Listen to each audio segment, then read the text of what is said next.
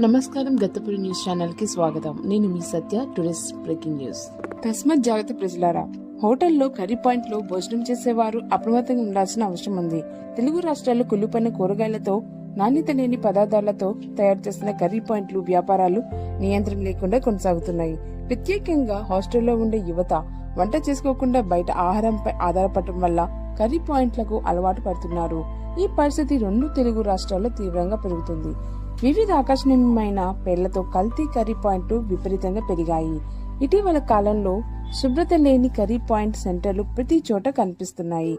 మనం రోజు తినే ఆహారంలో ఆరోగ్యకరమైన వంటకాలు చాలా అరుదుగా తయారవుతున్నాయి.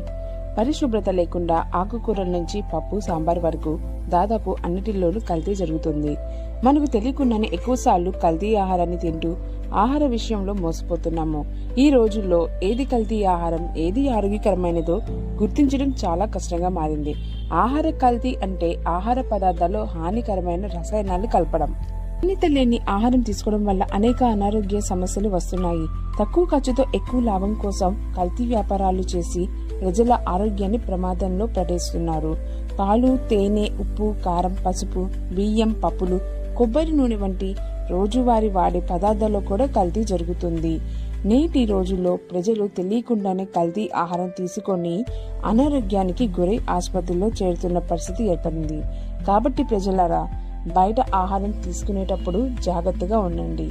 మీ ఆరోగ్యమే మీ సంపద. ఈ కర్రీస్ పాయింట్ పై కల్తీ నివారణ అధికారులు పర్యవేక్షణ చేసి కల్తీలు నివారించాలని ప్రజలు కోరుతున్నారు. ఈ వీడియో గనక మీకు హెల్ప్ఫుల్ అయిందనుకుంటే గతపురి న్యూస్ ఛానల్ ని లైక్ చేసి షేర్ చేయండి.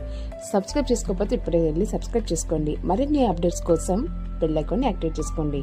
Thanks for watching.